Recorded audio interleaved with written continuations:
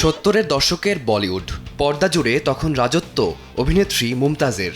একের পর এক সুপারহিট সিনেমা আর দর্শকের উন্মাদনা যখন তুঙ্গে, তখনই সবাইকে চমকে দিয়ে রূপালী পর্দা থেকে বিদায় নেন তিনি। 1974 সালে ব্যবসায়ী ময়ূর মাদবানিকে বিয়ে করে থিতু হন ব্যক্তি জীবনে। কিন্তু প্রশ্নটা থেকে গিয়েছিল, সাফল্যের শিখরে থাকা একজন অভিনেত্রী কেন এমন কঠিন সিদ্ধান্ত নিলেন?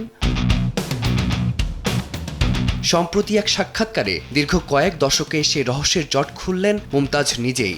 আক্ষেপের সুরে জানান, আরও বেশ কিছুদিন কাজ করার তীব্র ইচ্ছা তার ছিল, কিন্তু বাধা হয়ে দাঁড়ায় রক্ষণশীল পারিবারিক মূল্যবোধ। সে সময়কার সামাজিক প্রেক্ষাপটে পরিবারের বিশ্বাস ছিল ক্যারিয়ার নয়, বরং নির্দিষ্ট বয়সের পর নারীর আসল ঠিকানা হওয়া উচিত ঘর সংসার। পরিবারের সেই ইচ্ছাকেই নিজের ক্যারিয়ারের চেয়ে বড় করে দেখেছিলেন তিনি।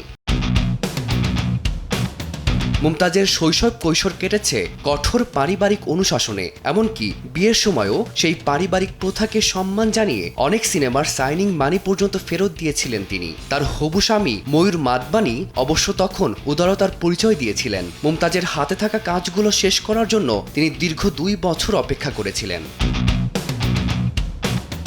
তার মতে, বর্তমান সময়ের নারীরা নিজেদের মত প্রকাশে আগের চেয়ে অনেক বেশি স্বাধীন। বিশেষ করে সম্পর্ক আর ভালোবাসার ক্ষেত্রে এখনকার খোলামেলা দৃষ্টিভঙ্গি তাকে মুগ্ধ করে।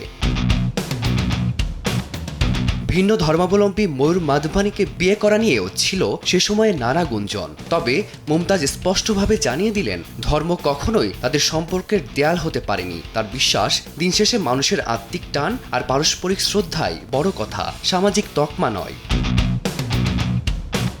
ক্যারিয়ারের মায়া ত্যাগ করে যে ত্যাগের উদাহরণ মুমতাজ রেখেছিলেন, তা আজও বলিউডের ইতিহাসে এক অনন্য অধ্যায় হয়ে আছে। পর্দার সেই সোনালী দিনগুলো পেছনে ফেলে আসলেও ভক্তদের হৃদয়ে আজও তিনি অমলিন।